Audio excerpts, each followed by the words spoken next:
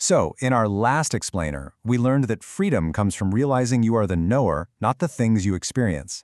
Now, Krishna takes it a step further. He introduces one of the most powerful and honestly strangest images in all of philosophy, the cosmic tree. Yeah, you heard that right, an upside-down tree. Its roots are reaching for the heavens, and its branches are growing down into the earth. It really makes you stop and wonder, doesn't it? Why use this bizarre, inverted image to explain the human condition? It feels like we've just been handed this incredible, profound puzzle to solve. But here's the thing. Krishna's not just trying to be poetic here. This isn't just for decoration. Think of the cosmic tree as a practical tool. It's like a spiritual X-ray, you know? It's a diagnostic image, and its whole job is to show us with crystal clarity exactly how we get so tangled up in the drama of our own lives. So, let's dig into this. Why the dramatic shifting gears? I mean, up until now, he's been super analytical, right? Talking about the knower, the field, the gunas. So why suddenly pivot to this vivid, symbolic language of a strange upside-down tree? And the answer is it's brilliant. It's because that feeling we all get of being stuck, of being entangled, it's not just some intellectual problem you can think your way out of.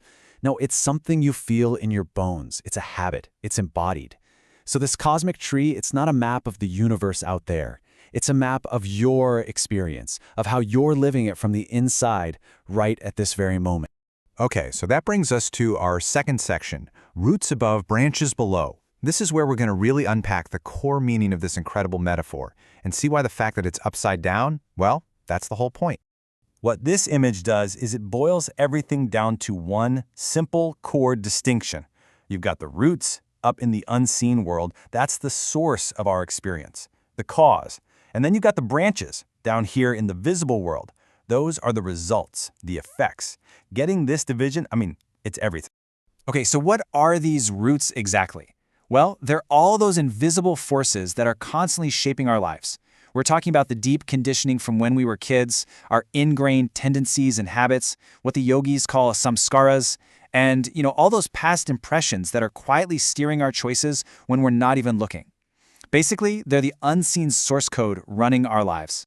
And the branches? Piffed. That's the easy part. That's all the stuff we see and deal with every single day. It's our actions, our goals, our desires. It's the outcomes we're always chasing, that promotion, the perfect relationship, the new house.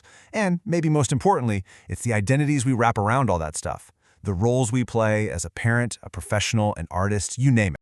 And right there, that reveals the huge, crucial inversion in how we see things. See, we spend almost all of our energy focused on the branches. We're constantly polishing them, pruning them, trying to grow new ones, because we think our life is the branches. But Krishna just flips that whole perspective on its head. He's basically telling us, hey, stop staring at the effects. Look up. Look at the cause. You've got to look at the roots. So naturally, this leads to the next big question. If this tree really is our entanglement, what's feeding it? What makes it grow? And how does it spread so far and wide that it ends up feeling like this thick, inescapable forest? Well, that's exactly what we're jumping into in section 3. Okay, so the tree's growth, it's all fueled by this crazy self-perpetuating cycle. It all kicks off with a simple desire. Boom, a new branch is created. Then our identity swoops in and latches on. I am the kind of person who needs this thing. And just like that, that branch starts demanding our time, our energy, just to survive. And the more we feed it, the wider and wider our whole tree of attachment spreads. And you know what? This is exactly why so much of our effort to change feels, pointless. We get stuck trying to fix the branches, right? We change jobs, we move to a new city, we start another new diet, but we never ever address the unseen roots of our restlessness and desire. It's like we're just rearranging the leaves on a sick tree and hoping the whole thing will magically get better. All right, let's bring this ancient symbol right into our world and make it super personal. How does this whole cosmic tree thing actually show up in our modern lives? In section 4, we're going to see just how incredibly easy it is to mistake our own life for just another branch. Think about something we all know really well, the career ladder. It is a perfect example of a massive, powerful branch. Every rung you climb is a new sub-branch. Every promotion makes our identification with that job title even thicker.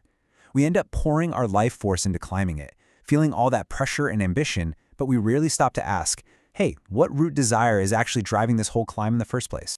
Or how about our social identities, especially the ones we have online? Our political team, our personal brand, the different groups we belong to.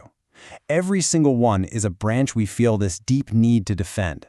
And each one needs constant feeding and validation just to feel real, pulling all our energy into these endless debates and performances. And get this, even the drive for self-optimization, which on the surface seems so positive, right? That can become the most sprawling, out-of-control branch of all.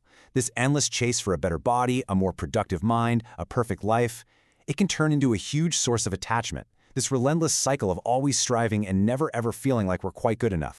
And this leads us to a really important clarification. The Gita is not saying that having a career or trying to improve yourself is a bad thing. Not at all. The problem is never the branch itself. The problem is when we mistake the branch for our true self. The second we say, I am my career, or I am this identity, that's the moment the branch turns into a chain. So the big takeaway here is this absolutely profound shift in perspective. Bondage, when you look at it this way, isn't some moral failure. It's not a sin. It's just a technical problem. It is simply misplaced attention.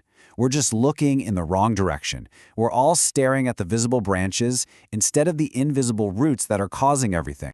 And that, of course, leads us to the final and really provocative question. If this whole cosmic tree, with all its sprawling branches of our jobs and identities and desires, if that's the very structure of our entanglement, then what on earth are we supposed to do about it? How in the world do you cut it down? Well, that's what we're going to tackle on our very next explainer.